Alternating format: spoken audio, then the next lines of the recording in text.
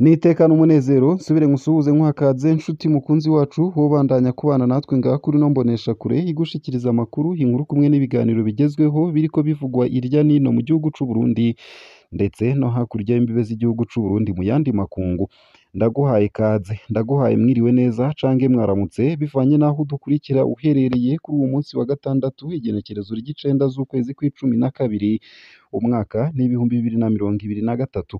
Wowe udukurikira uri mu gihugu c'u Burundi ndaguhaye ikaze ntanakwipfuriza kubandanya uragira weekend nziza, ndetse yewe namwe mudukurikira muri hakurya y'imbibe z'igihugu c'u Burundi ndabakengurukiye cane.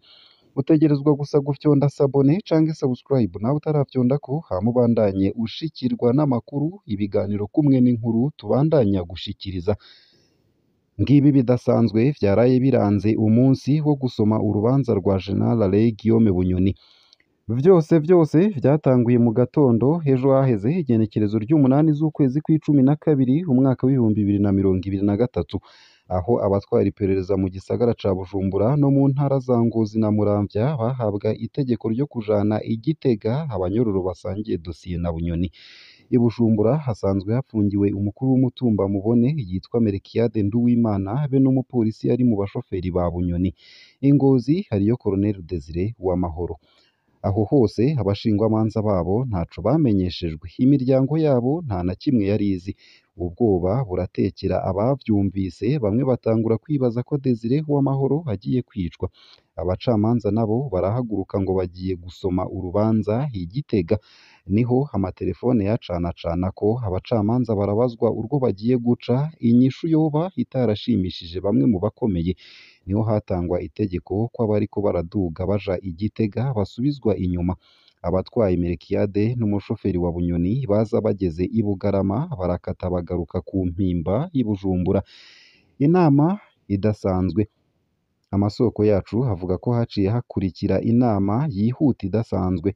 Abari mu nama baja mu mpari hagati y'abavuga ko abacamanza badashaka gupfunga abantu batabona icaha baza kubashirako, n'abandi bategetsi boba bariko bavuga ko hamwe Bunyoni na bagenzi we borekurwa ibara ryoba riguye. Ku ruhande rw'ababona ko Bunyoni hategerezwa kuguma mu munyororo haravuzwe cane General Gervais Ndirakobuca na General Emmanuel Ndayiziga gusubira kuduga. Inyuma y'umutaga niho amategeko mashasha yasubira gutangwa. Abajejwe iperereza mu ntara basubira gutegekwa kudugana ba banyororo i Gitega. Abashingwamanza n'abaryango nta na kimwe bamenyeshejwe. Inyuma y'isaha 9 kw'ibohero rikuru i Gitega amabarabara yose ajayo arazibirwa, abapolisi barongerezwa. General Bunyoni harasohorwa muri kagasho yisangije hajanwa mu kibanza cabereyemwo imanza. Ako kanya abandi banyororo baratabaza, inkuru ibirakwiriye hose ko urubanza rwa Bunyoni rugira rusomwe. Umukuru wa sentare Ntahinyuzwa ubwiwe Emmanuel Gateretse niwe yishikiye gusoma urubanza mu gihe atigeze arusasamwo, ariko amategeko ntabibuza. General de Police Alain Guillaume Bunyoni aragiriye icaha co ahanishijwe igihano co gupfungwa ubuzima bwiwe bwose no kunyagwa amatungo yose atandikishije muri sentare n'ihadabu y'imiliyoni zirenga 20.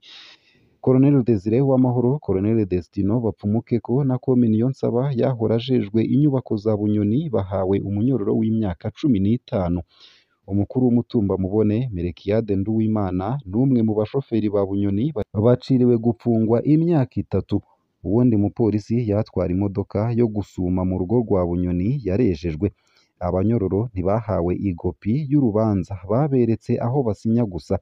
Abaciriwe iminyororo baramenyesheje ko batemeye urubanza none ko bagiye kunguruza. Nuko ivy'uwo munsi biba birarangiye, ibibazo bisigara ari vyinshi. Ya mazu ya Bunyoni yari yavuze ko yipfuza gusigura iyo yayavanye, birangiye atigeze ahabwa umwanya wo kwisigura.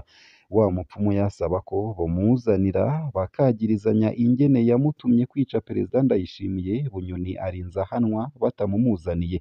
Vya binyoma Bunyoni, Uwamahoro ndetse na Bapfumukeko biyemerera ko bahoze bashira mu matelefone bakabeshera abantu, ntaco vyafashije. Nabo babikoreshejwe ko kuko bahoze bavyambika abandi. Nayo mu yandi makuru kandi itegeko rihasha amabi afatiye ku gitsina ritegerezwa guhabwa ingufu kugira ngo rihure n'ayo mu karere na mpuzamakungu. Ivyo ni ibishikirizwa na Amnesty International. Kuri uwu wa gatatu ishirahamwe Amnesty International ryarasohoye icigwa gishasha ku mabi afatiye ku gitsina mu Burundi. Iryo shirahamwe risaba inama nshingamateka y'u Burundi gukuramwo utunenge twibonekeza muri iryo tegeko ryatowe mu mwaka w'ibihumbi bibiri n'icumi na gatandatu rigwanya amabi afatiye ku gitsina. Uburundi rero butegerezwa kandi gukosora ibihushane biri muri ryo mu ntumbero yo gukingira no guharanira ubutungane burama ku bakorerwa amabi. Iryo tegeko rivugwa na Amnesty International ni iryo mu mwaka w'ibihumbi bibiri n'icumi na gatandatu rivuga ku mabi afatiye ku gitsina. Iryo ryo mu mwaka w'ibihumbi bibiri n'icumi na gatandatu rigwanya amabi afatiye ku gitsina ryaratumye haba intambwe iboneka mu Burundi, ariko iracari hasi y'ibikorwa mu karere n'urwego mpuzamakungu.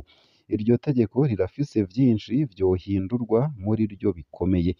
Ririmwo kandi n'ingingo zimwe zimwe zihushanye n'agateka ka muntu nk'uburenganzira bwo kubaha ubuzima bwa muntu no kudakumira. Ntirivuga uko bikurikirana ku wakorewe amabi kandi ryerekana ko abakorewe amabi bashobora gukurikiranwa n'ubutungane mu bihe bimwe bimwe. Uko akaba ariko vyatangajwe na Sarah Jackson, icegera c'umuyobozi wa Amnesty International mu karere ka Afurika y'ubuseruko na Afurika y'uburengero.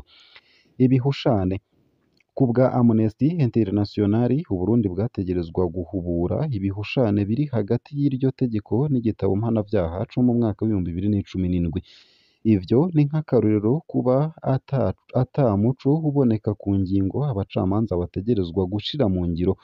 Bihakwa rero gukoresha ingingo zimwe zimwe zo mu mwaka w'ibihumbi bibiri n'icumi na gatandatu. Uko akaba ariko biri muri urwo rwandiko rwashizwe ahabona kuri uwu wa gatatu. Mw'isubirwamwo ryayo, itegeko mpanavyaha ry'u Burundi ryarataye insiguro y'amabi afatiye ku gitsina. Uko akaba ariko bivugwa na Amnesty International. Iryo shirahamwe risaba ifutwa ry'ingingo zimwe zimwe zihonyanga agateka ka zina muntu na cane cane izirengera ubuzima za buri wese. Uburyo bw'amafaranga n'abakozi. Ayandi mahinduka ajanye n'amategeko akenewe. Abategetsi b'u Burundi bategerezwa gukoresha abakozi bakwiye bakanahabwa inyigisho zigezweho mu ntumbero yo gushira neza mu ngiro itegeko, hakanasuzumwa neza ko abakorewe amabi afatiye ku gitsina baronse ubufasha bakeneye. Amnesty International rero risaba kandi u Burundi gutera umukono ku masezerano y'i Maputo ajanye n'agateka k'abakenyezi. Uko vyifashe ku rubuga. Mu kiringo kidashika indwi zibiri, abagabo batari munsi ya batanu barashengejwe mu butungane bagirizwa amabi afatiye ku gitsina. Abenshi baciriwe gupfungwa imyaka 5 mu gutanguza isekeza ry'iminsi 16 yahariwe kugwanya amabi akorerwa abigeme n'abakenyezi kuwa 27 Munyonyo guheze. Umutambukanyi w'umukuru w'igihugu Angeline Ndayishimiye yahamagariye abatora amategeko gutora itegeko rihasha abakora amabi afatiye ku gitsina, abita ko hari inkorabara. Mu vyo yagarutse ko harimwo ibara ryabereye mu Buterere mu buraruko bw'igisagara ca Bujumbura mu gisagara c'ubudandaji mw'ijoro ry'uwa 19 Munyonyo guheze. Yari umwigeme w'imyaka 5 yasambanijwe n'abantu bataramenyekana imbere yo kumwica. Itegeko rijanye no gukingira abakorewe amabi no kugwanya amabi afatiye ku gitsina ryatowe n'inama nshingamateka y'u Burundi mu mwaka w'ibihumbi bibiri n'icumi na gatandatu, inyuma y'ukwihweza ivyongewemwo mu nteguro yaryo kuri iryo tegeko ryo mu mwaka w'ibihumbi bibiri n'icumi na gatanu. Ryateweko umukono n'umukuru w'igihugu kuwa 22 Nyakanga 2016. Kubw'urunani FENADEB, abigeme bakiri bato bagize umurwi ubangamiwe cane n'abakora ayo mabi. Hagati ya Nzero na Gitugutu uwu mwaka, urwo runani ruvuga ko rwaharuye amabi 280 yakorewe abigeme bakiri bato n'abanyeshure. Urwo runani ruhamagarira uwo ari we wese kugira iyiwe intambara yo kugwanya amabi afatiye ku gitsina. Ngaha akaba ariho nsoreje ano makuru nari naguteguriye, ariko avugwa irya nino mu gihugu c'u Burundi ndetse no hakurya y'imbibe z'igihugu c'u Burundi mu yandi makungu. Ndakwipfurije kubandanya uraroranirwa. Ico utegerezwa gusa ni ukumanuka munsi y'ino video hama ugafyona imbere y'ijambo Isange TV, haraba handitse ijambo sabone canke subscribe urafyondako hama uduha intererano yawe yo kuja turagushikiriza amakuru ibiganiro kumwe n'inkuru tubandanya gushikiriza ugire ibihe vyiza n'umunsi mwiza